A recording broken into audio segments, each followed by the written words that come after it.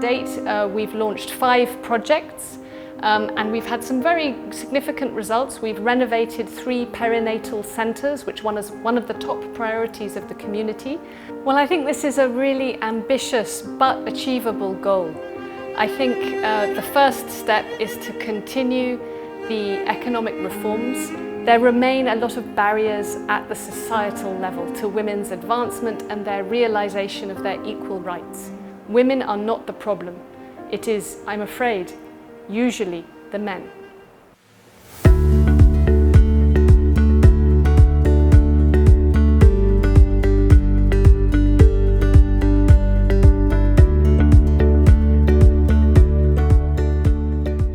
Hello, this is the UzReportWorld. Today we are going to have an interview with Helena Fraser, who has been serving as resident coordinator in Uzbekistan and have a look at UN's achievements in the country for the last 4 years.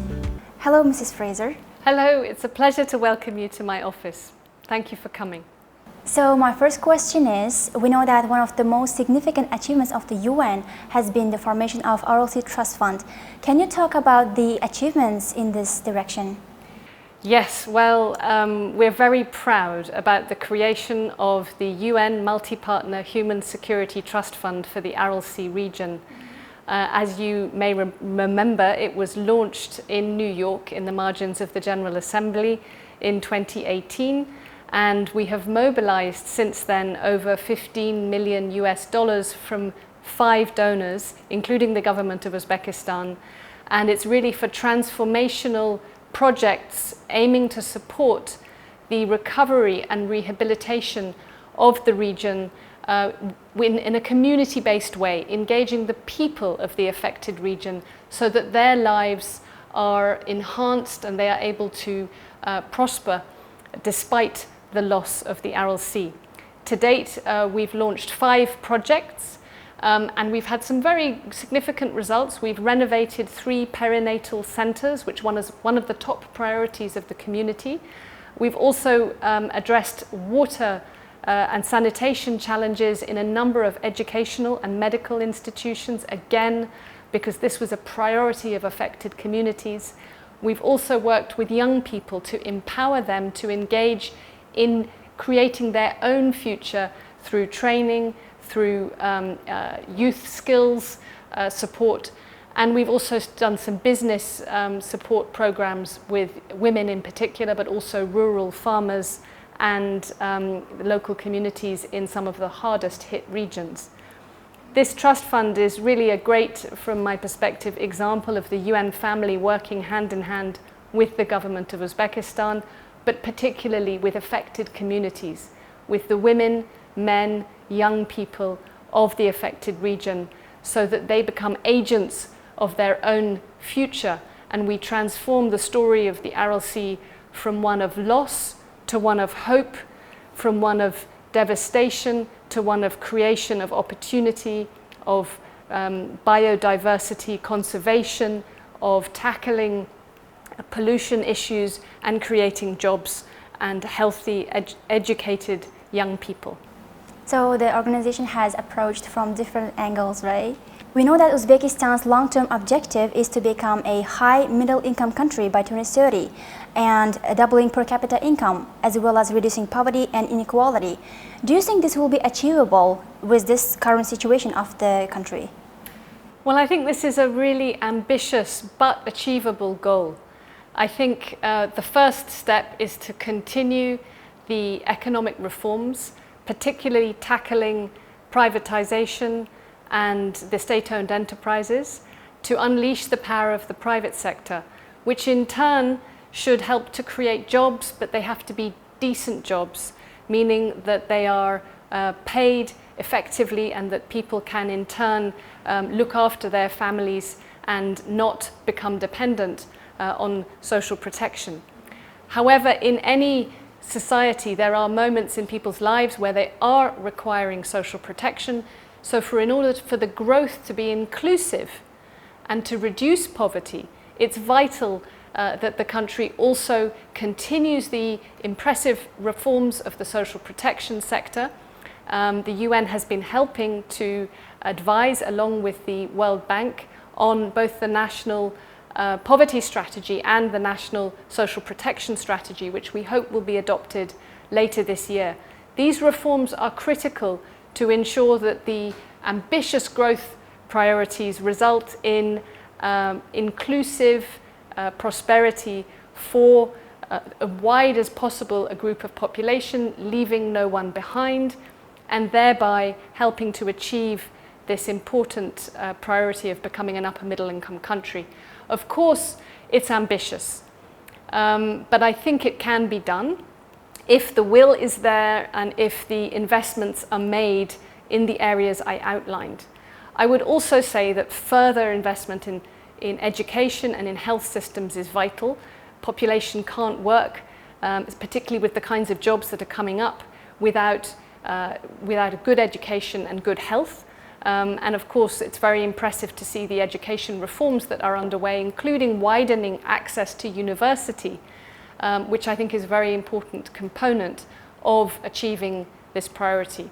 And lastly, I have to say it, but the challenge of corruption, it's vital that the government keeps up its focus on countering corruption, because corruption can be the great problem for achieving this ambitious priority.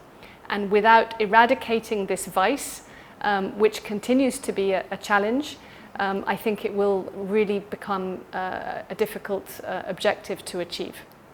So you have been living in Uzbekistan for these many years, and what do you think has been the biggest disadvantage for women facing here? And are you satisfied with the achievements of yours in this direction or not happy? Well, gender equality is a really important priority for me, but also for the United Nations system.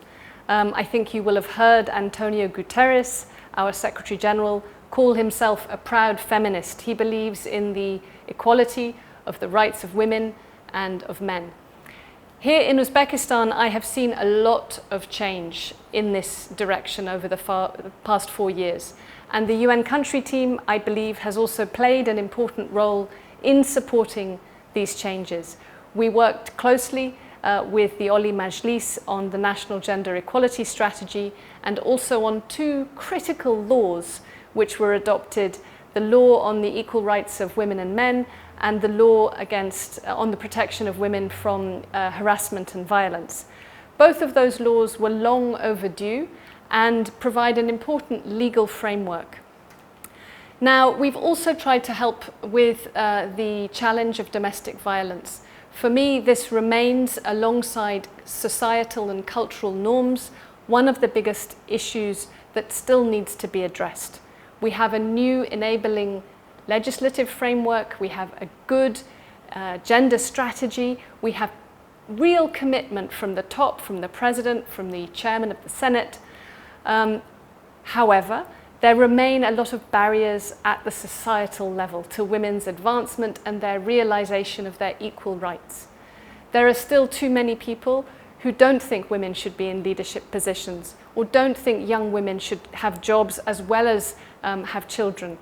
And I think tackling these norms is vital for the goal that we just talked about, for the goal of Uzbekistan to become an upper middle income country.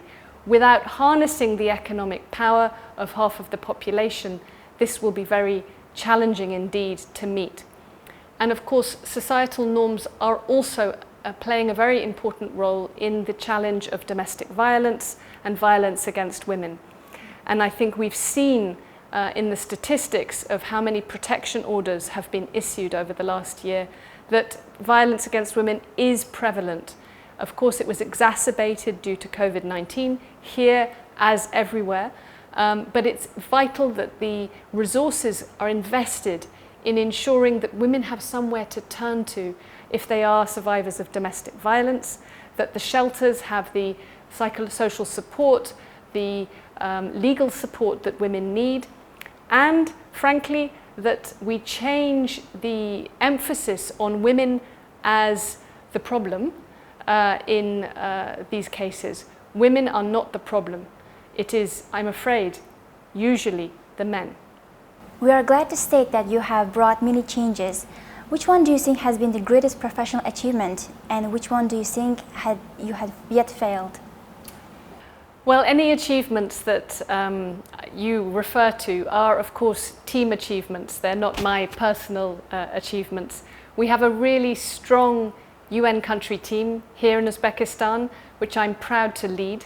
It's 24 UN agencies, funds and programs, all committed to supporting the government, the parliament and the people in achieving the National Sustainable Development Goals. What I'm proud of in the last 4 years are really, I would say, 3 big things. The first is the work of the UN family on the Aral Sea. We've talked about the Trust Fund. Last year we also launched the Advisory Committee on Sustainable Development in the Aral Sea region, which really tries to gather the entire international community and national partners into a common platform, seeking to bring to life the government's concept on the Aral Sea as a zone of environmental innovation and technology. And so this is a unique experiment, I would say, to draw on national and international partnerships to accelerate change and to transform and build on the work of the Trust Fund, but really take it to greater scale and greater ambition. And I'm very much hoping that in the coming weeks we will see the adoption of a roadmap on transforming the region of the Aral Sea, and the United Nations family, with UNDP playing a very special role, but the whole family working together have worked on this, and I believe it's been a great joint effort. The second area that I'm proud of is our work with the Oli Majlis. I've referred to some of the work we've done. I think in particular our partnership with the Oli Majlis on enhancing the role of parliaments in overseeing the SDGs is important, and the creation of the bicameral commission of the Oli Majlis, chaired by Madam Nabayeva, is to me a very important signal of the way that Parliament believes they can support, monitor and strengthen the government's implementation of its commitments under the national SDGs. And then of course the third area I would like to mention is the people that we work with. I'm proud of how the UN family now works much more closely and regularly with members of civil society, with independent human rights defenders, with young people, with people living with HIV/AIDS, all types of people, people living with disabilities. We have worked with them, students from Termez to Nukus, to try to enhance our understanding of what the challenges people face are and what their priorities are.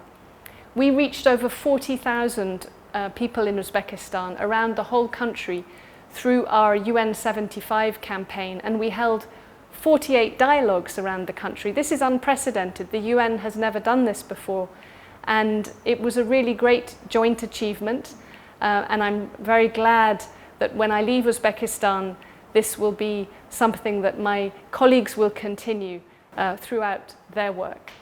In terms of what we failed to achieve, well, of course, I would have loved to see even more opportunity to travel to the regions and to work with young people.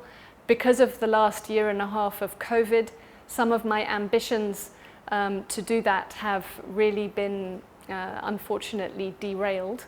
But I know that my colleagues will continue the strong investments in Fergana Valley, for example, and in Karakalpakstan, and really try and ensure that the UN is not just focused on supporting central government, but really working with communities and with local governments to achieve the very ambitious goals that we have collectively set.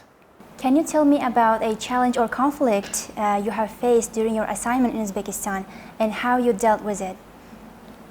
Well, I'm privileged to have worked in Uzbekistan at a time when the government's commitment to cooperating with the UN is extremely strong. So there have been no direct conflicts, and I'm very glad about that. Of course, there are always challenging issues that we raise, whether they are on human rights matters or on situations around fragile areas.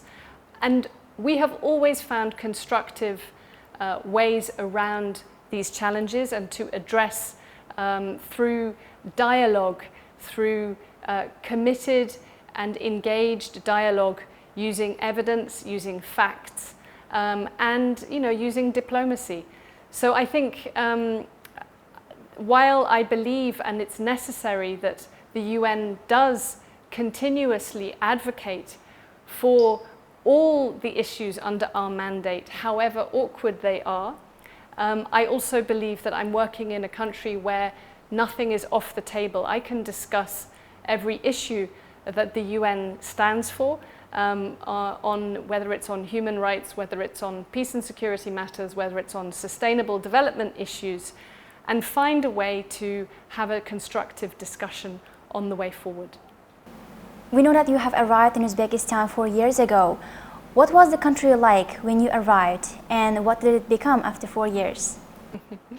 That's a very good question. And you know that the first time I visited Uzbekistan was 1993. So I've really seen a big change since 1993. But even in the 4 years I've been here, there has been an enormous change. When I came here, the currency situation was still somewhat surprising. Obviously the decision to liberalize the currency exchange rate made a massive difference to many people's lives, and that was a completely transformative moment. But there have been many, many other transformative reforms over the course of the past 4 years. I remember one of the first things people told me in 2017 was about the people's reception centers that had been created, so that people could articulate their problems and try and get a response. And I remember meeting someone, I think it was in Bukhara, who told me that she had managed to get a response about her desire to visit Mecca, and the fact that she had been turned down a number of times and hadn't got into the quota list, and she had been able to get a response. And then I spoke to someone else who told me that the eviction she was facing, she managed to address through the People's Reception Centre. Now, of course, the People's Reception Centre is not the answer to every problem, but it was a transformation, because prior to that, people's problems just accumulated, as far as I can understand, internally. And now there was a channel to the highest level of government for addressing people's concerns. Of course, you cannot transform a country overnight. It takes time. It also takes investment. It takes a change of mentality. And what I've seen over the past 4 years is tremendous progress, and yet, of course, there are still some challenges ahead. There are still some bureaucratic obstacles to the execution of some of the very good policies and laws that have been adopted. There are still challenges related to the issues I highlighted earlier: state-owned enterprise reform, privatization issues, corruption challenges, and of course there are still human rights obstacles. But even on the area of human rights, when I came to Uzbekistan 4 years ago, my colleagues in the UN family were still nervous to talk publicly about human rights. And now there is no problem. We had an open dialogue on the national strategy for the UPR, the implementation of the Universal Periodic Review, and on the national human rights strategy, with human rights defenders, with people who in the past could not even meet with a government official without fear. Now, having a dialogue is one thing and implementing recommendations is another, but having that dialogue is so important. And for me, that is also evidence of enormous change that has happened in Uzbekistan over the past 4 years. So my last question is, you are leaving Uzbekistan soon. Yes. And what will you remember about the country? This is such a beautiful country, and I think the first thing I will remember is the friendship and generosity that people have shown me, the mehmondorchilik and dostlik that people around the country have offered to me. The spirit of hospitality, of warmth, has been really wonderful. The second thing that I will never forget is Uzbekistan's incredibly rich cultural history. The incredible scientific achievements, cultural achievements, religious history of the country, the beauty of the architecture ranging from Bukhara to Samarkand, but also, in my view, some of the fantastic post-earthquake Soviet architecture in Tashkent, which I believe is really also culturally worthy of preservation. And then the third thing I will remember is what an honor it has been to be a UN official at this time in this country. Last week I was privileged to meet with President Mirziyoyev, and once again he was so warm in his appreciation of the United Nations. This was during the visit of the President of the General Assembly. And for me, that warmth that comes from the President is all around in the engagement I have. It's rare to work in a country where the UN is so warmly welcomed. And that has meant that we have made progress jointly with government, with parliament and with people on some of these globally vital priorities that the UN member states have committed to. So I'm very grateful for that, and I certainly won't forget it. It'll be close to my heart. Mrs. Fraser, thank you so much for the interview. My pleasure. Katta rahmat.